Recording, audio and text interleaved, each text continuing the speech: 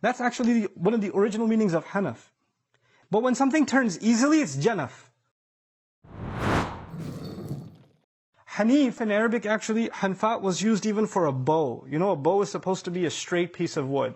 And they bend it. They put pressure on it. When you pressure something to bend against the mold, it's pushing. And the moment you let go, it'll go back to being straight.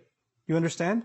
So when you create a bend, or you create a turn, but it takes a lot of force to do it, and then once you do it, you have to hold that pressure. That's actually one of the original meanings of Hanaf. But when something turns easily, it's Janaf. And when it's very hard to turn something, it's called Hanaf. And he's a Hanif. You know what that means? That his commitment to the truth is something that always requires a great deal of effort on his part. It's not easy.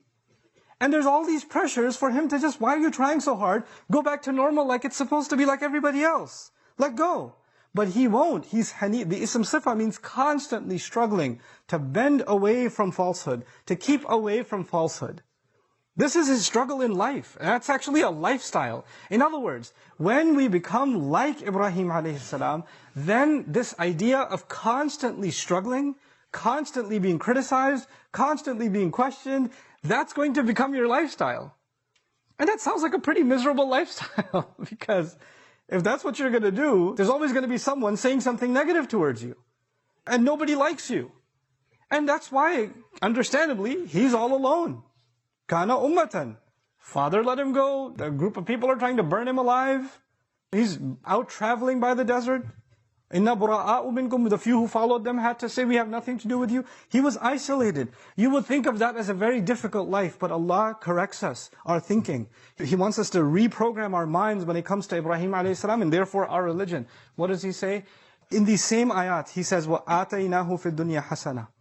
We gave him good in this life. We gave him good in this life.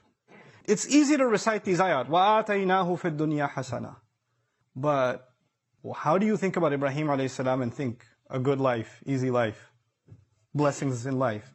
This is the same dua we make at Hajj.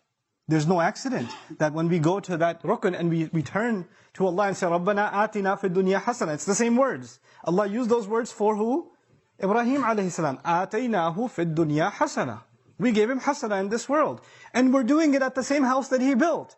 We have to think about, what did it mean that he had a good life?